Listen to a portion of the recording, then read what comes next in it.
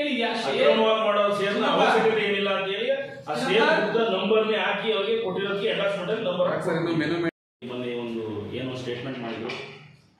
ಆ ವಿಚಾರವಾಗಿ ಇವತ್ತಿಲ್ಲಿ ಒಂದು ಪ್ರೆಸ್ ಮೀಟ್ ಮಾಡಬೇಕಾದಂಥ ಅವಕಾಶ ಬಂತು. ಅವರು ಕೂಡ ಇಲ್ಲಿ ಅಧ್ಯಕ್ಷರಾಗಿ ಕೆಲಸ ಮಾಡವ್ರೆ. ನಾವು 4 ವರ್ಷ ಆಗುತ್ತೆ ಈ ಬೋರ್ಡ್ ಬಂದು.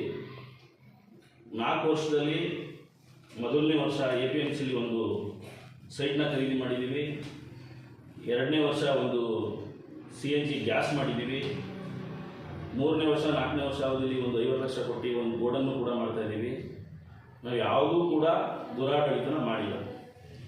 ಅವರು ಇದೇ ಸೊಸೈಟಿಲಿ 2010ರಲ್ಲಿ ಅಧ್ಯಕ್ಷರಾಗಿ ಕೆಲಸ ಮಾಡವ್ರೆ.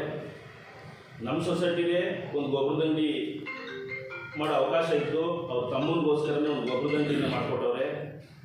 ಇದೇ ಈ ಸೊಸೈಟಿಗೆ ಸಂಬಂಧಪಟ್ಟಂಗೆ ಒಂದು ಗೋಡದ ಅಂಗಡಿ ಮಳಿಗೆ ಐತೆ. ಆ ಮಳಿಗೆಯಲ್ಲಿ ಕೂಡ ಅವ್ರು ಡೈರೆಕ್ಟ್ರಾಗಿ ಇದ್ದು ಕೂಡ ಒಂದು ಗೊಬ್ಬರದಂಡಿ ಮಾಡೋ ಅವಕಾಶ ಇರೋಲ್ಲ. ಅವರು ಅವ್ರ ತಮ್ಮನಿಗೇನೆ ಗೊಬ್ಬರದಂಡಿ ಮಾಡಿಕೊಟ್ಟವ್ರೆ. 2010ರಲ್ಲಿ ಅವ್ರ ಅಧ್ಯಕ್ಷರಾಗಿ ಕೆಲಸ ಮಾಡ್ತಾರೆ.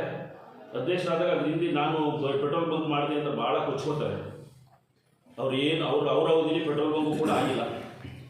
ಅವರು 2010ರಲ್ಲಿ ಅಧ್ಯಕ್ಷರಾದ ನಂತರ ಇಲ್ಲಿ ಇದರಿಂದ ಮೇಲ್ಮಟ್ಟಕ್ಕೆ ಚಲರಾಯಸ್ವಾಮಿ ಅವರ ನಾಯಕತ್ವದಲ್ಲಿ ಫೆಡರೇಷನ್ ಡೈರೆಕ್ಟರ್ ಕೂಡ ಆಗ್ತಾರೆ.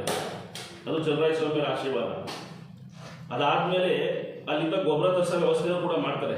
ಇಲ್ಲಿಗೆ ನಮ್ಮ ಸಂಸ್ಥೆಗೆ ಮತ್ತು ಎಲ್ಲ ಫೆಡರೇಷನ್ ಡೈರೆಕ್ಟರ್ ಆಗಿಂದ ಎಲ್ಲ ತಾಲೂಕು ಅವರೇ ಕೊಡಿಸ್ಬೇಕಾದ್ರಿಂದ ನಮ್ಮ ಸೊಸೈಟಿಗೆ ತಿಂಗಳಿಗೆ ಏನು ಒಂದು 40-50 ಲೋಡ್ ಗೊಬ್ಬರ ತಂದರೆ ಒಂದು 20 ಲೋಡ್ 25 ಲೋಡ್ ಅವ್ರ ತಮ್ಮನಂಡಿಗೆ ಕೊಟ್ಟು ಖರೀದಿ ಮಾಡಿಸೋರೆ. ಮತ್ತು ಅವ್ರು ಬೇಕಾದ ಸೊಸೈಟಿಗಳಿಗೆ ಕೊಟ್ಕೊಂಡು ಖರೀದಿ ಮಾಡಿಸ್ಕೊಂಡವ್ರೆ. ಅವ್ರು ಮಾಡಿರೋಂಥ ದುರಾಡಳಿತವನ್ನು ನಮ್ಮ ಬೋರ್ಡ್ ಯಾವುದೇ ಕುಂಚಿತಕ್ಕೂ ಮಾಡಿಲ್ಲ.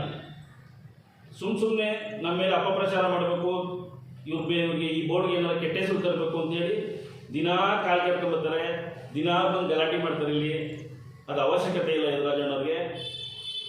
ಯದುರಾಜಣ್ಣವ್ರು ಇಷ್ಟಕ್ಕೆ ಸ್ಟಾಪ್ ಮಾಡಿದ್ರೆ ಒಳ್ಳೇದು ಅಂತ ಅನ್ಕೋತೀನಿ. ಇನ್ನು ಮುಂದೆ ನಾವೇನು ಕೈಕಟ್ಟು ಮಾಡಿ ಗೊತ್ತಿಲ್ಲ.